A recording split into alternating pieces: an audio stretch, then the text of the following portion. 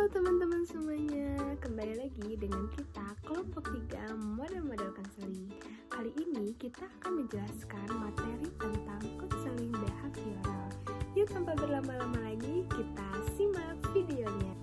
Materi yang pertama yaitu tentang sejarah perkembangan teori behavioral. Skinner merupakan penemu teori behavioral yang pertama. Skinner adalah seorang juru bicara terkemuka untuk behaviorisme dan dapat dianggap sebagai bapak dari pendekatan behavior. Menurut Skinner, manusia tidak memiliki perasaan bebas. Menurutnya, tindakan tidak dipengaruhi oleh pikiran dan perasaan. Ia menekankan pandangannya pada sebab akibat antara tujuan, kondisi lingkungan, dan juga perilaku yang diamati. Secara garis besar, sejarah perkembangan pendekatan behavior terdiri dari 3 tren utama, yaitu yang pertama gelombang 1. Pada tahun 1960, Albert Bandura mengembangkan teori belajar sosial yang dikombinasikan pengkondisian klasik dan operant conditioning dengan pembelajaran observasional. Pada tahun 1970, teknik behavior yang diperluas untuk memberikan solusi terhadap masalah bisnis, industri, dan membesarkan anak. Pada gelombang kedua, pada tahun 1980, adanya konsep dan metode baru serta terapis behavior melakukan evaluasi dengan mempertimbangkan dampak dari terapi pada klien secara luas. Adapun 2 perkembangan yang paling signifikan adalah yang pertama, munculnya terapi kognitif behavior sebagai kekuatan utama, lalu yang kedua, penerapan teknik perilaku untuk pencegahan dan pengobatan gangguan kesehatan. Pada tahun 1990, Association Behavior and Cognitive Therapy atau ABCT menyatakan keanggotaannya sekitar 4.300 orang. Pada gelombang ketiga di awal tahun 2000, perkembangan terbaru termasuk terapi perilaku dialektis, kesadaran berbasis pengurangan stres, kesadaran berbasis terapi kognitif, dan penerimaan terapi komitmen. Selanjutnya, konsep dasar. Konsep dasar dipakai oleh behavior terapi, yaitu belajar. Belajar yang dimaksud ini adalah perubahan perilaku yang disebabkan bukan karena kematangan. Tingkah laku seseorang ditentukan oleh banyak dan macam penguatan yang diterima dalam situasi kehidupannya. Dan selanjutnya ada karakteristik konseling behavioral adalah berfokus kepada tingkah laku yang tampak dan spesifik, memperlakukan kecermatan dalam perubahan tujuan konseling, mengembangkan prosedur perlakuan spesifik sesuai dengan masalah klien, penilaian yang objektif terhadap tujuan konseling. Hakikat manusia dalam pandangan para behavioris adalah pasif dan mekanistis.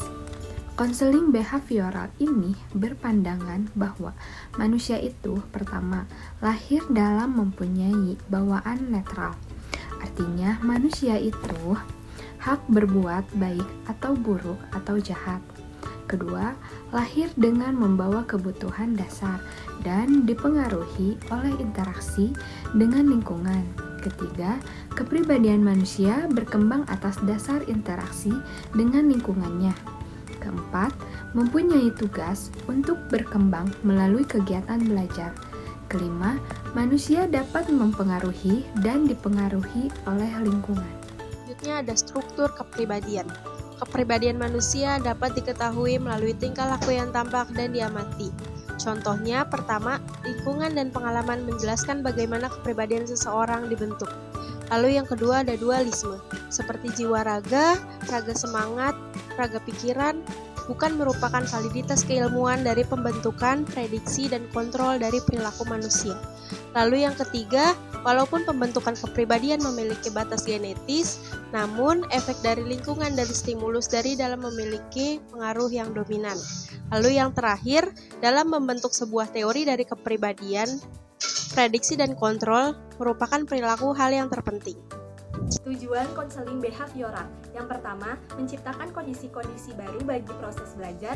Yang kedua, penghapusan hasil belajar yang tidak adaptif. Yang ketiga, memberi pelajaran yang adaptif namun belum dipelajari. Yang keempat, membantu konseling membuang respon-respon yang lama yang merusak diri atau maladaptif dan mempelajari respon-respon baru yang lebih sehat dan sesuai.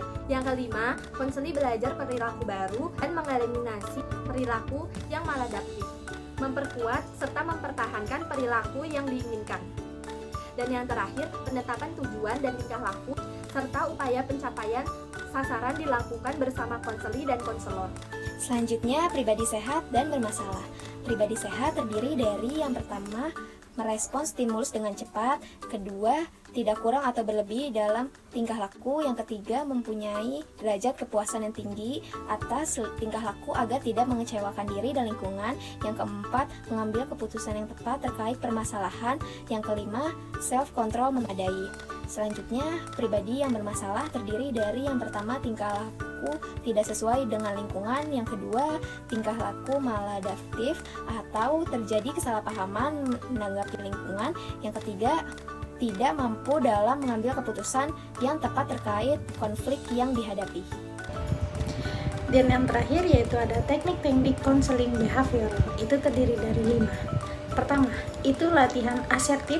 Yang kedua, itu desensitisasi sistematis. Yang ketiga, pengkondisian aversi.